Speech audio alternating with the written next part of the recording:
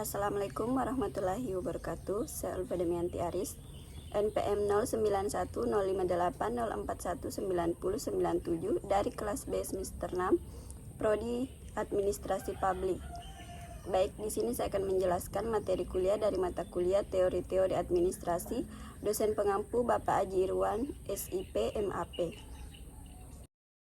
Dengan pembahasan yang pertama, definisi administrasi menurut pakar luar negeri. Yang kedua, definisi administrasi menurut pakar dalam negeri.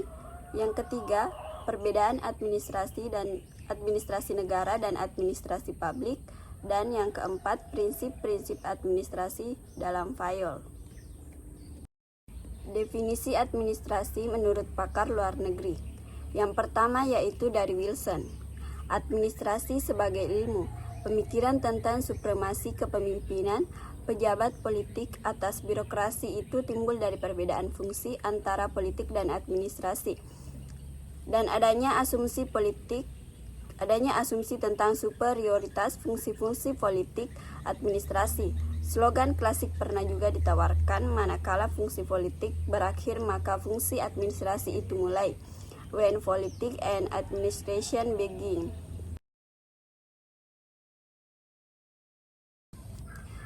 Yang kedua yaitu dari pakar dalam negeri. Yang pertama, Surwarno Handayaningrat. Administrasi secara sempit berasal dari kata administratie dalam bahasa Belanda, yang meliputi kegiatan catat-mencatat, surat-menyurat, pembukuan ringan, ketik-mengetik, agenda, dan lain sebagainya yang bersifat teknis ketatausahaan. Kesimpulannya ialah kegiatan ketatausahaan yang meliputi kegiatan catat-mencatat, surat-menyurat, pembukaan, serta pengarsipan surat dan hal yang lainnya yang dimaksud untuk menyediakan informasi dan mempermudah untuk memperoleh informasi kembali bila dibutuhkan.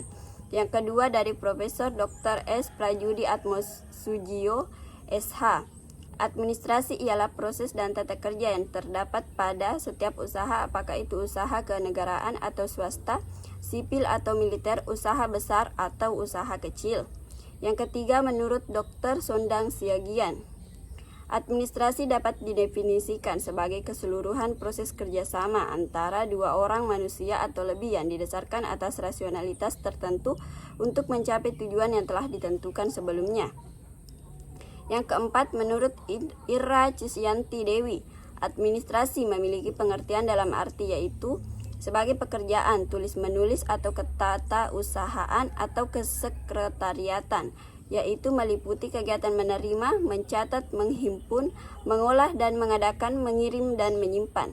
Yang kelima dari Parajudi Atmosudirjo, administrasi adalah pengendalian dan penggerak dari suatu organisasi sedemikian rupa sehingga organisasi itu menjadi hidup dan bergerak menuju tercapainya segala sesuatu yang telah ditetapkan oleh administrator, yakni kepala organisasi. Yang ketiga, perbedaan administrasi negara dan administrasi publik. Perbedaannya yang mendasar pada administrasi negara adalah publik di sini diartikan hanya sebagai negara. Hal itu berarti aktor atau pelaku administrasi hanya dilakukan oleh pemerintah atau birokrasi saja, atau agen tunggal. Oleh karena pendekatan yang dipakai di sini adalah negara atau pemerintah semata sebagai driving force pada aktivitas administrasi, sejalan dengan adanya konsep good government atau pemerintahan yang baik, karena orientasi pada administrasi negara lebih kepada aktivitas negara saja, maka fungsi pemerintah sebagai pelayanan publik atau public service tidak melibatkan peran masyarakat dalam aktivitas administrasi yang dijalankan oleh negara atau pemerintahan itu sendiri atau administrasi of public. Pada aktivitas administrasi yang dilakukan oleh birokrasi selaku organisasi pemerintah dalam kajian administrasi negara, berbasis kepada tipe organisasi Weberian, sehingga aktivitas administrasi cenderung kaku atau rigid, mementingkan hierarki dan tidak pada customer oriented. Perbedaan yang pada administrasi publik, perbedaan yang mendasar adalah di sini diartikan sebagai negara saja, tetapi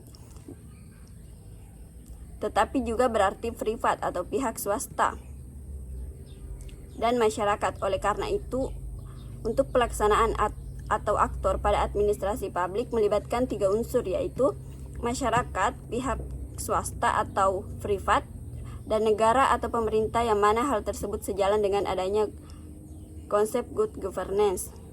Pemerintah yang baik sebagai perubahan konsep good government pada administrasi negara.